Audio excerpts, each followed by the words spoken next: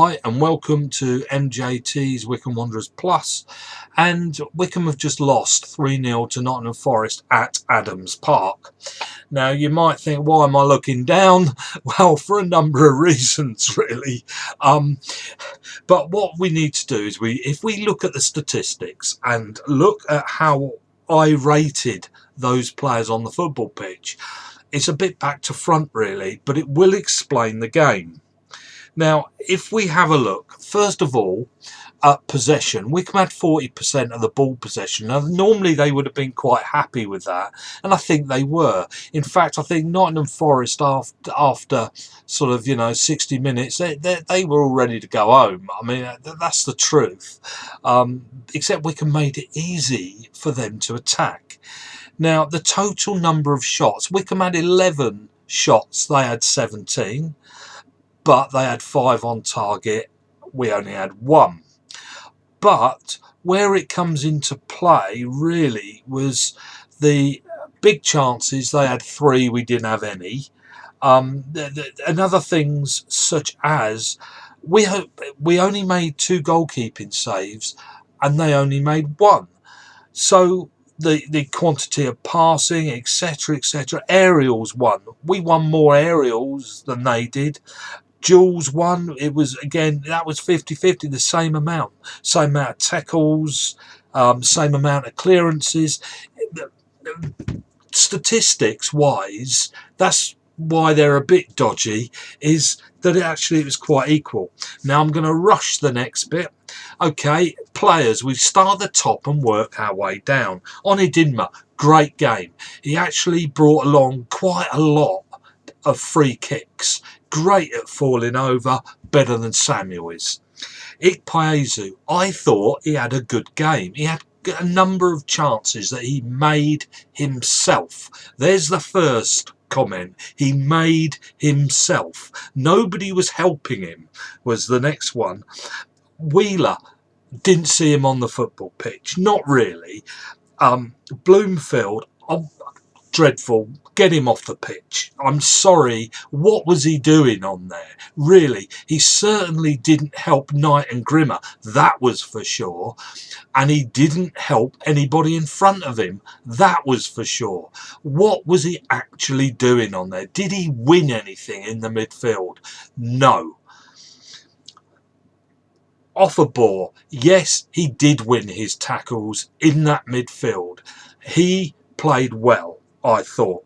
Horgan, didn't see him for 26 minutes. That was the first time I heard his name mentioned after 26 minutes. He didn't have a good game. Maybe he did catch COVID the other day, which is why we haven't seen him, and maybe that's the result. I do hope so. He's the highest paid Wycombe Wanderers player that we have. And that did not show. A beater at the back there. I thought he played well as a left back, but as a free kick taker and corner taker, no, absolutely not. If Wycombe are going to win games from free kicks and corners, I'm afraid he can't take them. They all went way too far. Tafazoli, good game. Everything on that side. As I said with the beater, as a right-hand side, those two had a great game. Knight and Grimmer.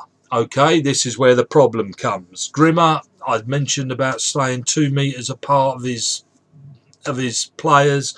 Fine, up to a point, but he's always standing at an angle ready to go, and they just come round the side of him. You watch that. If you're going to see it on TV tonight, you watch the way he turns and the players just go straight for him down this side and he can't turn back. He's on his left foot. Dreadful, absolutely dreadful, Grimmer.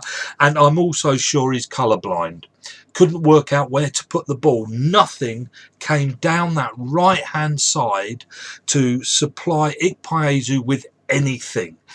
If Ikpeazu was going to get a goal, he had to make it all himself. He had nothing coming at him in the air or at the ground. And Allsop, excellent again. But he lost. We let in 3 goals. Were any his fault? No, all 3 goals came down that right hand side, Grimmer and Knight. I don't know what's happened to Knight. He looks really tired. Forest played deep, and they almost decided to see the game out after 60 minutes. Our crosses were shocking. I've mentioned that. As soon as Lolly came on, I think, oh dear, he's going to go straight down our right hand side and that'll be a goal. Lolly came on, he went down, right down that right hand side, put it through Grimmer's legs, and that's where they scored their next goal. Knockout was excellent. How to deal with this? We mustn't go 1-0 down. We cannot chase these games. We're not good enough. Teams go 1-0 up, and we've had it. We have to score the first goal. We have to. The idea of Wycombe letting in the first goal and we come for it afterwards, that doesn't work in the Championship. They're too good for us. I've taken it. We're not going to stay up. But let's win a few of these games at least, to enjoy them. And for goodness sake, do not go back into banging it up the middle again. Look at this game.